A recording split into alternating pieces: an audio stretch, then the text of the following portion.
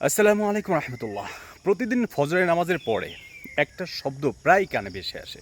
সেই শব্দটা হলো ইন্না লিল্লাহি ওয়া ইন্না ইলাইহি রাজিউন। প্রায় শব্দটা শুনি প্রতিদিন সকালেই। এখন সেই শব্দটা শুনি আর ভাবি কোন দিন যেন আমাদেরও এরকম এই শব্দটা শুনতে হয়, আমাদের এই শব্দটা, আমাদের এই নামটা অন্য কোনো মানুষের শুনবে যে অমুক মানুষ সে আর নাই। আসলে ক্ষণস্থায়ী পৃথিবীতে আমাদের মানব জীবনের আসল দৃষ্টান্তটা কি আপনি জানেন? ক্ষণস্থায়ী পৃথিবীতে আমাদের মানব জীবনের আসল দৃষ্টান্ত হলো, মনে করেন যে তীব্র বাতাসে রাখা একটি কুপি বাতির ন্যায়। ধরা যাক যুবক যুবতী হলো প্রথম রজনীর বাতি, আর বৃদ্ধ বৃদ্ধা হলো শেষ রজনীর বাতি। তীব্র বাতাসে রাখা কুপি বাতিটি প্রথম রজনীর হোক আর শেষ রজনীর হোক, তাতে কিন্তু কোনো তফাৎ যায় আসে না। যে কোনো সময় যে কোনো একটা নিভে যেতে পারে। ঠিক আমাদের মানব জীবনের আসল দৃষ্টান্ত হলো সেই কুপি বাতিটির ন্যায়।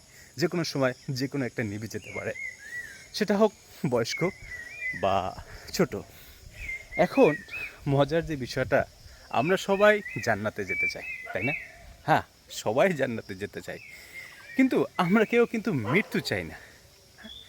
মজার একটা বিষয়, কিন্তু আমরা জান্নাতে যেতে চাই কিন্তু মৃত্যু চাই না।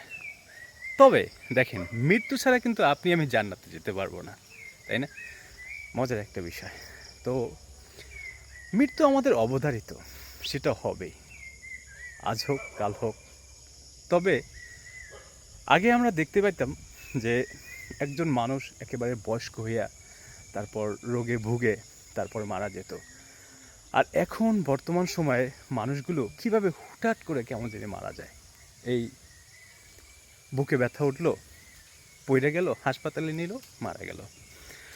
আমার নিজের দেখা মতে বিগত ১-১.৫ মাসে এরকম আমাদের সমবয়সী ভাই, একটু মুরব্বী, তারা এইভাবেই চলে গেল। আমাদের মানব জীবনটা আসলে এইরকমই।